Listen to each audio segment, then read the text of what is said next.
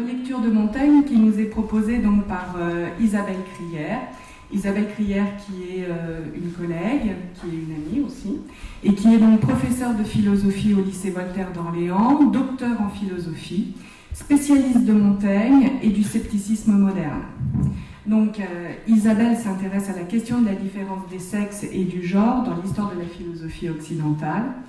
Elle a publié notamment un ouvrage intitulé « Le féminin en miroir entre Orient et Occident », en collaboration avec Jamal Eddin El Hani aux presses universitaires de France et qui est paru en 2005. Elle a soutenu sa thèse en 2009, thèse qui porte donc sur la différence des sexes dans les essais de Montaigne et qui est donc en cours de publication aux éditions Classiques Garnier et qui paraîtra sous le titre « Montaigne, instabilité dans le genre ». Et aujourd'hui, donc, elle nous fait le plaisir de nous faire une communication sur Montaigne, le plaisir et les femmes.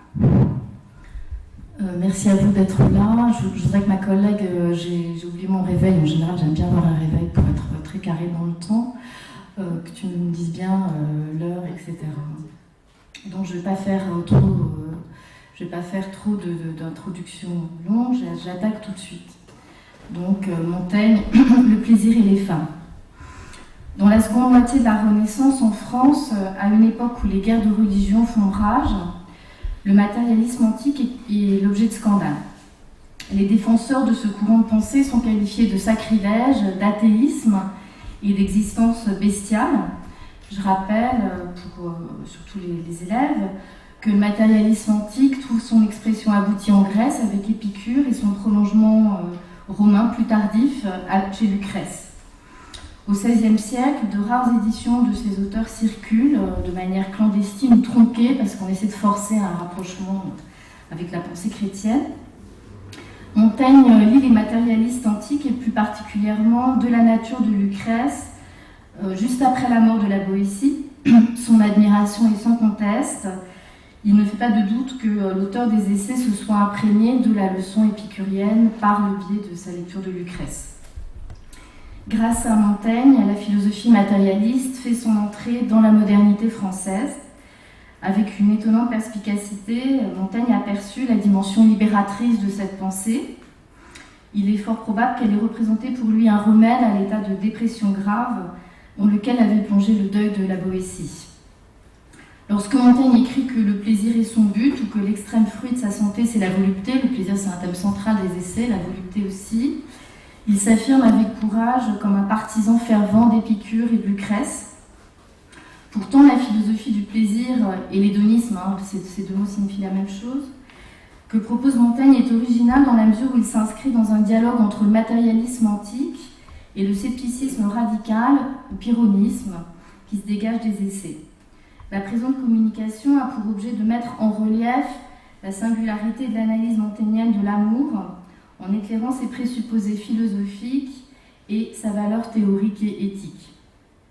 Si dans le cas d'une première lecture, Montaigne peut donner le sentiment de partager avec les matérialistes anciens une conception pessimiste du plaisir charnel décrit comme un besoin trivial ou comme une perturbation de l'âme menant l'individu à la folie, ce point de vue initial est vite dépassé par un éloge de la passion où éclate l'indépendance de son jugement. La communication ici sera principalement articulée en deux temps, trivialité et danger de l'amour et apologie de l'amour chez Montaigne, avec un développement plus particulier sur ce que j'ai appelé son érotique de la contrariété. Je commence donc par ces questions de trivialité et danger de l'amour. La philosophie d'Épicure vise à rendre le bonheur possible par une recherche de simplicité et d'équilibre. Il faut renoncer à tout ce qui est vain, superflu, réduire nos exigences en bornant nos désirs à ce qu'il y a en eux de strictement naturel. Encore parmi ces désirs naturels, il convient de distinguer ceux qui sont nécessaires et ceux dont la non-satisfaction ne nuit pas au bonheur, comme les désirs sexuels, les désirs esthétiques, etc.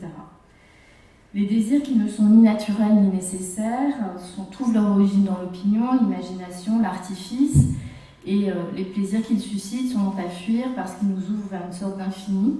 Donc ce sont ceux des gourmands, des ambitieux, des amoureux, etc., qui figurent comme autant d'insensés. Pour Épicure, comme pour Montaigne, les passions les plus dangereuses sont les ambitions sociales parce qu'elles sont inassouvissables. La satisfaction en amour est inessentielle, mais elle n'est pas en elle-même vraiment un mal ni dangereuse si elle se limite à un besoin et que l'imagination ne s'y associe pas. Quand l'imagination intervient, par contre, la passion nuit aux sages. Et je vous ai mis là une citation extraite des sentences vaticanes attribuées à Épicure ou à Métrodore, où on peut lire « Je m'aperçois qu'une passion violente te pousse au plaisir de l'amour, or à condition que tu ne veuilles renverser les lois, ni ébranler ce qui est honnêtement établi par l'usage, ni affliger ton prochain, ni fatiguer ton corps, ni gaspiller les moyens nécessaires à l'existence. Tu peux suivre ton impulsion à ta guise. Il est impossible de ne pas commettre une ou au moins de ces choses, car les plaisirs de l'amour ne nous ont jamais servi. Il faut s'estimer heureux s'ils ne nous nuisent pas. » Donc, parallèlement au matérialisme antique, Montaigne reconnaît la primauté des plaisirs simples. Comme Épicure, il établit que les passions sociales sont les plus dangereuses, il élabore aussi une sorte de naturalisme où, dans un premier temps, l'amour ne serait rien d'autre qu'un instinct lié aux fonctions organiques. Cependant, Montaigne montre que l'amour peut être exorbitant quand l'imagination s'y associe. Rappelons que de la nature de Lucrèce, poème si cher à Montaigne, s'ouvre par un hymne à Vénus, déesse grâce à laquelle tout vient à la vie et sous le pouvoir de laquelle tous tombent, hommes et femmes, riches ou pauvres, sages et fous. L'auteur des essais reprend à Lucrèce l'idée selon laquelle l'amour constitue une puissance de nivellement qui assujettit également tous les individus, qu'ils soient simples d'esprit ou philosophes. Le mouvement du monde dans sa globalité est déterminé par une même force qui relie toute chose à son centre, la sexualité. Dans un chapitre des essais intitulé « De trois commerces », Montaigne avoue avoir été victime en sa jeunesse de passion. Il est même probablement assez versé en ce domaine étant jeune.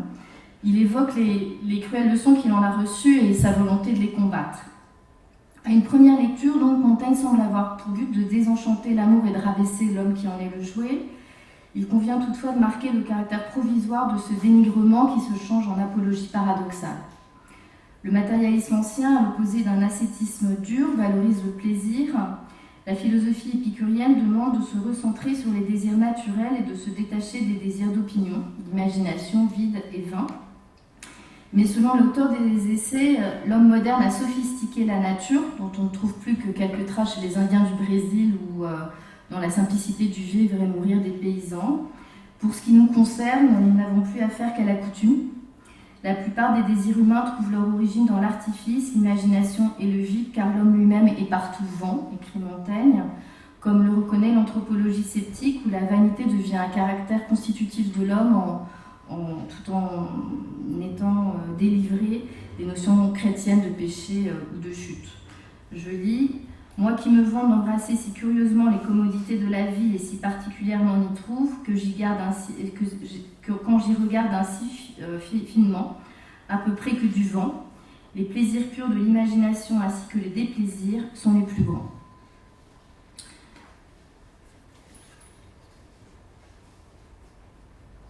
Je passerai donc au second moment de mon examen où j'analyserai la question de l'hédonisme de Montaigne et le dialogue qui s'inscrit dans ce cadre-là entre matérialisme et scepticisme. Le matérialisme ancien apparaît comme un remède existentiel visant à délivrer l'être humain de la souffrance et de la crainte par l'accès à une sérénité comblée. Le bonheur s'identifie à l'ataraxie. Donc il réside dans une absence d'agitation et de trouble, il est lié à l'impassibilité et à l'indolence. À certains moments de sa pensée, Montaigne paraît adhérer au calcul des plaisirs et des peines, ce qu'on appelle la métriopathie, défendue par Épicure. Le plaisir, selon le matérialisme ancien, est principalement d'essence négative. Je cite Lucrèce, il est pour le corps l'absence de douleur et pour l'esprit un sentiment de bien-être dépourvu d'inquiétude et de crainte. Montaigne paraît à un moment faire sienne cette conception, je cite « Notre bien-être, ce n'est que la privation d'être mal, voilà pourquoi la secte de philosophie qui a le plus fait valoir la volupté, encore l'a-t-elle rangée à la seule indolence.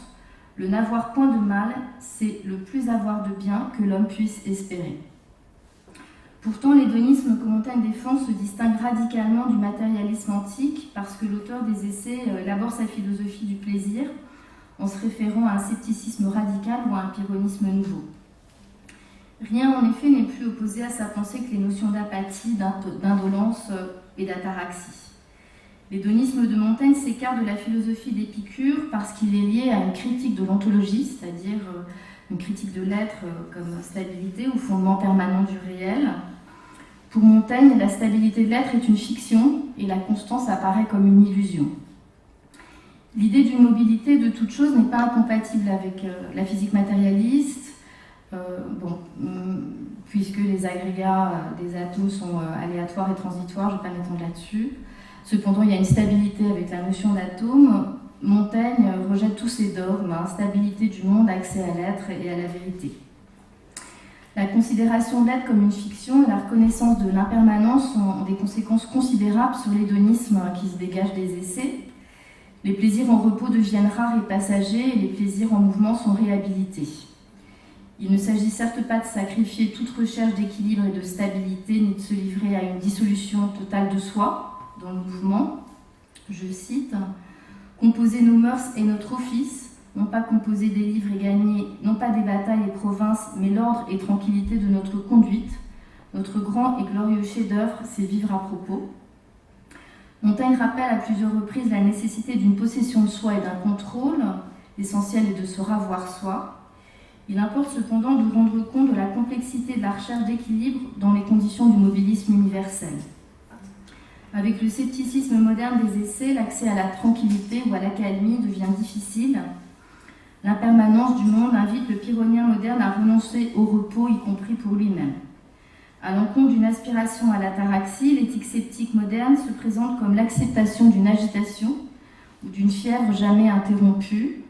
Montaigne se donne pour but la recherche d'un équilibre entre l'ennui, propre à l'impassibilité, et la folie à laquelle nous livre un désir dévorant.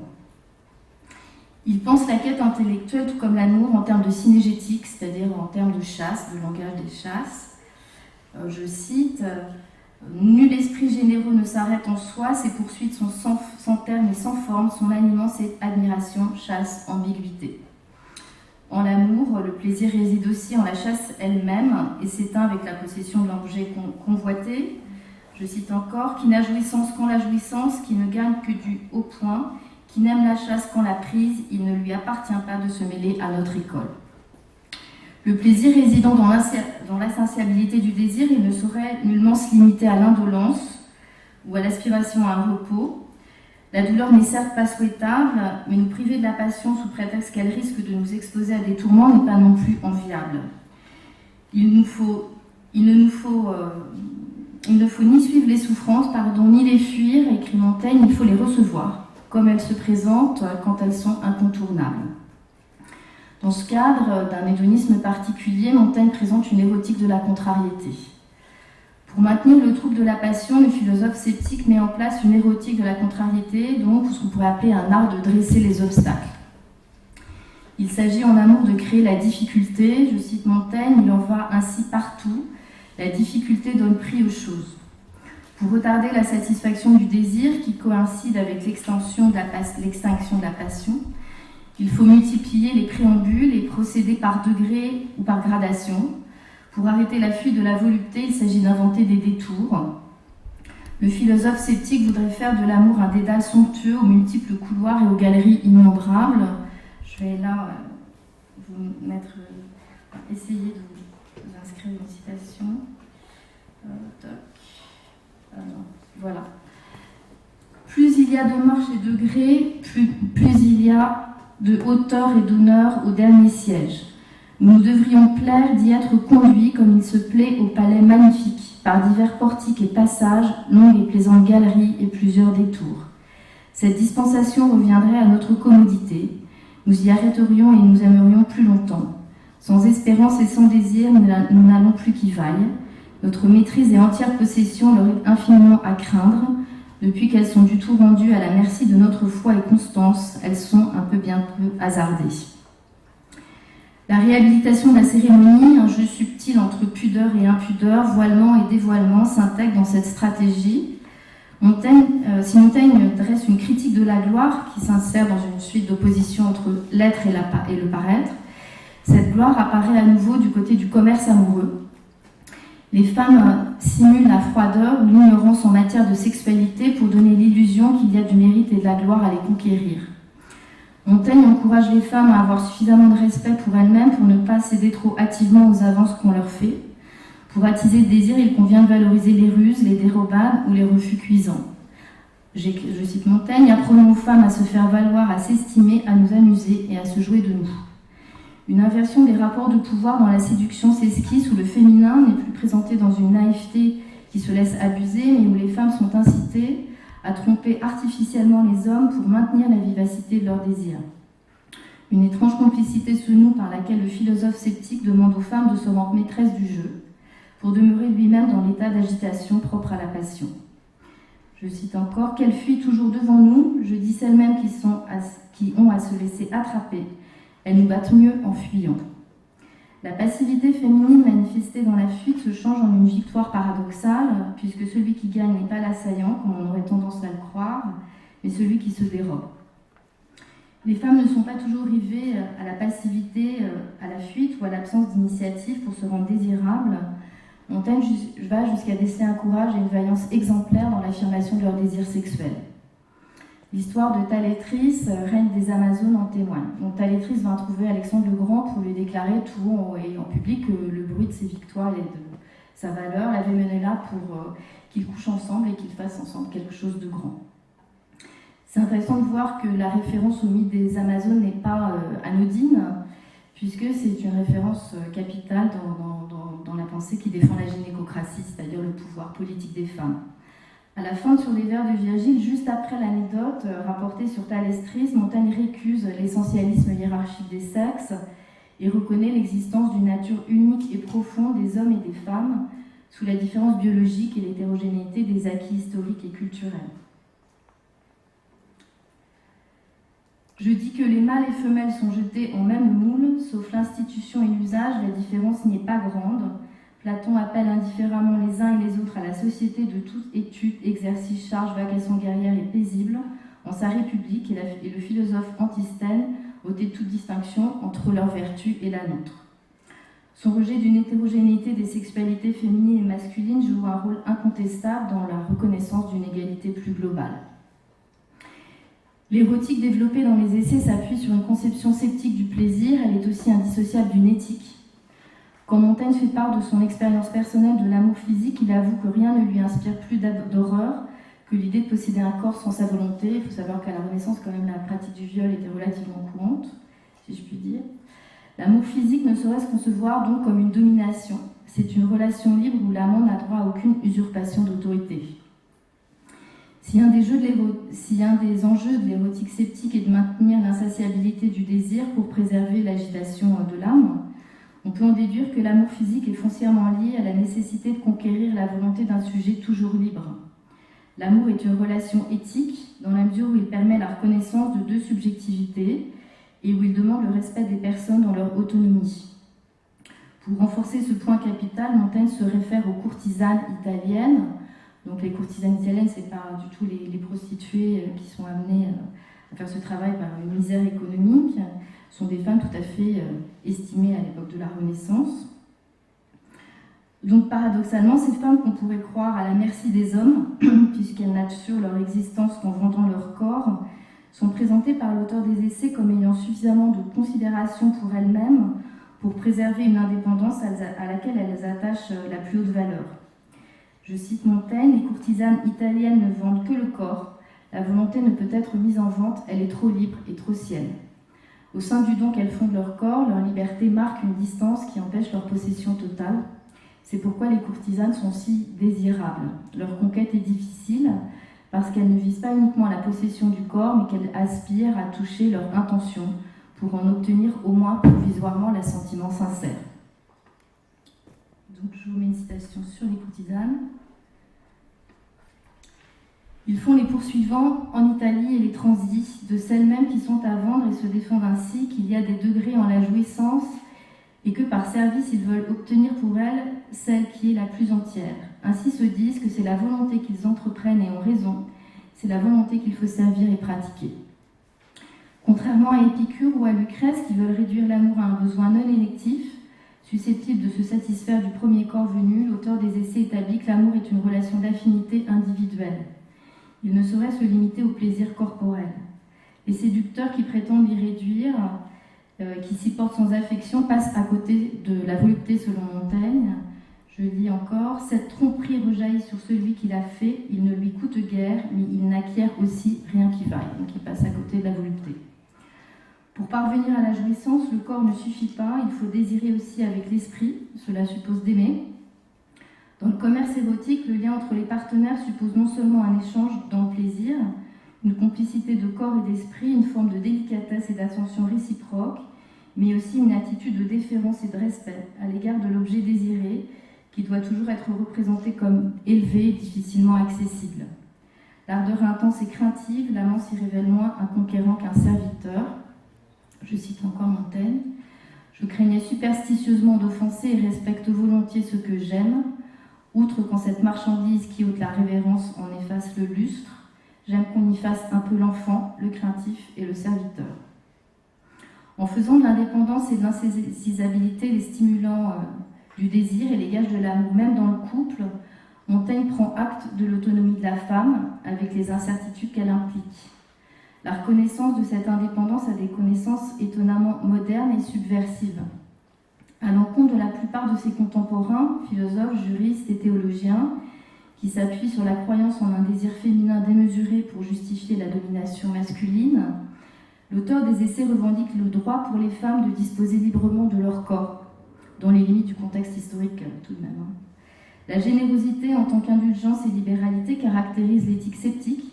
Elle a pour effet de délivrer l'éducation des filles et le mariage des conventions hypocrites et coercitives, c'est-à-dire punitives. Si en tant que juriste, l'auteur des essais ne saurait aller jusqu'à encourager une infidélité compromettante pour la filiation, il établit que la morale conjugale ne saurait se limiter à l'obligation de chasteté et il lui préfère la loyauté. Valorisant la libération des corps, Montaigne condamne toute forme d'enfermement et de subordination inique. Je conclurai donc de cette comparaison entre philosophie matérialiste du plaisir et hédonisme de Montaigne. Que conclure, sinon que malgré certains rapprochements et ressemblances, la pensée de l'auteur des essais frappe ici encore par sa singularité. Montaigne fait des emprunts, mais en réalité il est le disciple de personne. Dépassant le pessimisme lucrétien et nous défendant d'un excès de sagesse, Montaigne nous appelle à modérer la tempérance, une de ses expressions. Montaigne célèbre l'amour sexuel, qu'il décrit dans les termes les plus nobles et les plus élevés comme une relation éthique et ludique, de réciprocité et de respect dans l'hédonisme. Comme on a vu ce matin avec Gérard Pommier, c'est un moment plutôt exceptionnel de la philosophie où en général on assiste à une dénégation de la sexualité. Donc effectivement, Montaigne propose là un moment très rare de la philosophie, où l'amour est vu comme un moment rare, enfin comme un moment privilégié d'adéquation à soi, dans le cadre d'une présence pleine à l'autre. À l'opposé de l'usage courant, Montaigne se livre à une analyse subtile de l'intimité et du sexe, dans Sur des vers de Virgile, où il consacre l'essentiel de son érotique. Il évoque le souhait de se montrer, de se confesser jusqu'en ses secrets les plus profonds, et cela franchement. Pourtant, de son expérience personnelle amoureuse, il ne dit presque rien, et malgré le titre, vous n'aurez ici aucune anecdote. En se réservant un droit à la pudeur, Montaigne ménage l'espace de sa liberté. On a affaire ici à l'extraordinaire séduction d'un texte qui ne se donne qu'à demi. Un des traits singuliers de l'hédonisme de Montaigne réside dans le fait de situer le plaisir dans le partage et dans la communication. Je n'aurai pas le temps de développer, je suggère seulement ici. Montaigne ne limite pas le plaisir partagé avec les femmes à la sexualité ni au corps. On sait que Montaigne accorde un rôle très important au plaisir qui réside dans l'amitié, dans le commerce des esprits. Je développerai si vous me posez des questions. Le fait que Montaigne aménage une place privilégiée aux femmes dans cette forme de plaisir intellectuel, contrairement à ce qu'on a régulièrement écrit, à une époque où ce type d'échange est plutôt réservé à une relation entre hommes. Donc pour finir, je dirais ceci, qu'il s'agisse d'amour ou d'amitié dans la relation homme-femme, Montaigne montre que le plaisir est fondamentalement lié au partage, c'est-à-dire à la reconnaissance d'une égalité de valeur ou de dignité entre personnes. Il est indissociable donc d'une autonomie, indépendance des corps et de la volonté dans le cadre de l'amour sexuel, indépendance de l'esprit pour l'amitié intellectuelle. Montaigne y cherchant, selon son expression, des âmes réglées et fortes d'elles-mêmes, capables de jugement propre et de discussion serrée. À ce titre, donc, il me semble que la philosophie montaignienne du plaisir, dans son lien aux femmes, apparaît bien comme une critique de la domination, mais cela sur un plan privé. Voilà, merci.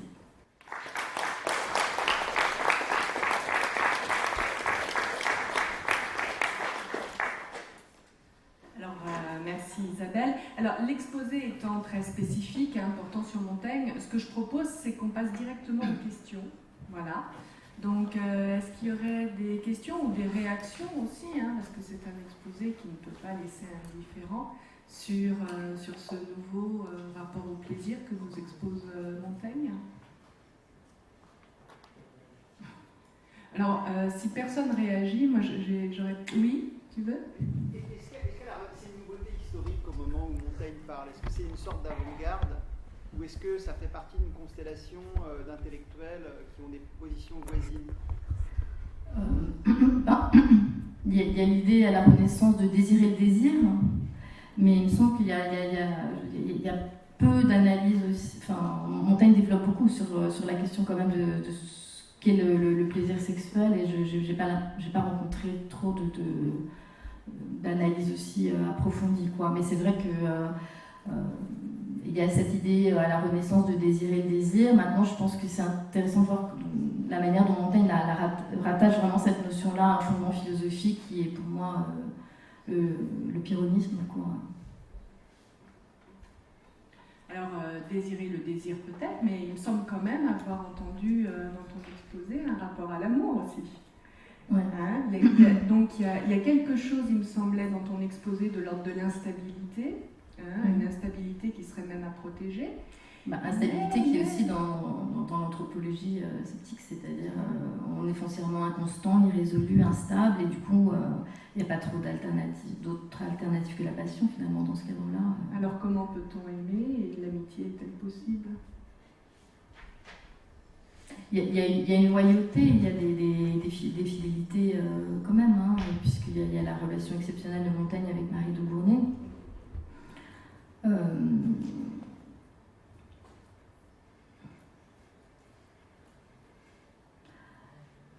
C'est toujours l'idée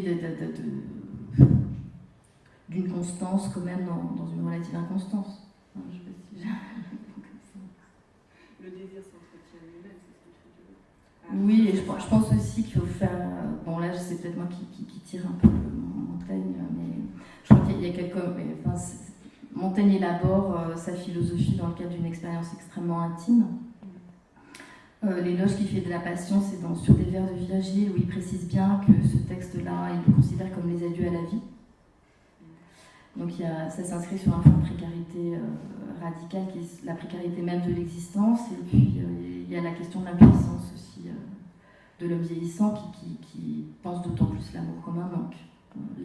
Quand Montaigne fait cet éloge de l'amour, l'amour manque foncièrement. Oui, donc on serait presque dans un idéal, un horizon à atteindre, quelque chose comme ça, quoi. C'est plutôt des amours de jeunesse remémorés, je pense. Ah, d'accord. Oui, Adrien ? J'ai une question justement sur Montaigne. Comment ça passe justement ces écrits sur la sexualité? Parce que justement, par rapport au siècle dont il est issu, comment ça passe au niveau des mœurs par rapport à l'Église, par exemple, justement, la sexualité? Justement, Marie de Gournay était chargée de... Montaigne avait une femme très intelligente qui a chargé Marie de Gournay de s'occuper des éditions de Montaigne.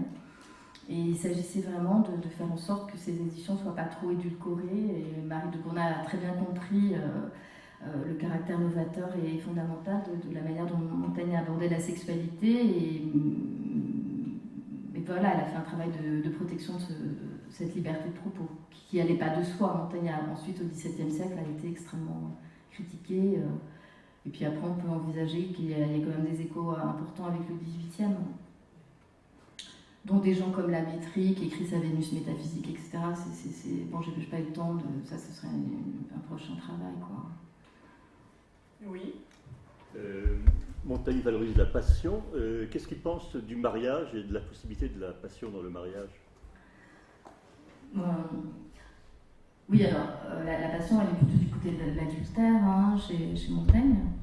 On a dit que le mariage de Montaigne était un mariage raté, ça c'est encore des choses un peu faciles. Le mariage se situe quand même du côté de l'amitié, hein, chez Montaigne. Il faut savoir que c'était pas des mariages. Enfin, l'idée de mariage d'amour à la Renaissance, c'est un impensable. On se mariait pour des raisons économiques. Voilà, donc la passion n'est pas dans le domaine du mariage. Oui. La contrariété, est-ce que cet érotique va au-delà du simple jeu de la séduction, ou est-ce qu'elle fait intervenir des notions d'interdit et de transgression moderne? Montaigne parle de l'importance de l'interdit. Il dit qu'on a besoin d'interdit justement comme stimulation du désir. D'où l'adultère.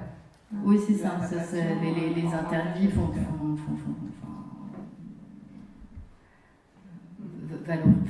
attisent d'autant plus le désir. Oui. Pourquoi la position de Montaigne est-elle matérialiste? Alors, bon, là, je ne vais pas développer non plus, mais sur plusieurs choses, je pense. On peut interroger quand même la question du rapport de Montaigne à la religion, ça ne va pas de soi. Il y a quand même la valorisation d'une autosuffisance terrestre, d'où cet éloge des plaisirs. Et chez Montaigne, il y a quand même vraiment une valorisation très importante du corps, où il n'arrête pas de parler de ce qu'il appelle à son expression la colligence de l'esprit et du corps, d'où l'importance aussi de la sexualité qui lui manque vieillissant, puisqu'il pense que l'esprit n'est pas capable de grand-chose s'il n'y a pas les plaisirs du corps. Il perd sa vitalité, sa puissance de créativité. Donc il y a quand même un rôle du corps chez Montaigne qui est complètement... on n'est pas du tout dans un dualisme avec Montaigne, quoi. Oui. Donc vous avez parlé que Montaigne, quand il vieillit, il a une espèce de manque, que vous avez exprimé à plusieurs moments sur le sentiment amoureux. Est-ce que pour Montaigne, le sentiment amoureux, c'est un plaisir, ou est-ce qu'il exprime qu'il est esclave du sentiment? Parce que par exemple, quelqu'un peut se poser la question s'il décide d'être amoureux, ou est-ce que c'est son instinct qui décide pour lui? Est-ce que c'est un plaisir ou un besoin? Il y a les deux. Montaigne dit que pour se distraire de la mélancolie dans laquelle avait plongé la mort de la Boétie, il a fait semblant d'être amoureux. Enfin, il s'est créé, il a joué à être amoureux. Et puis il y a aussi les passions qui nous tombent dessus, malgré nous, que Montaigne fait le choix d'accepter, et avec la part de souffrance qu'elles peuvent aussi comporter. Il y a les deux, il y a les passions qu'on se crée et puis les passions qu'on accueille.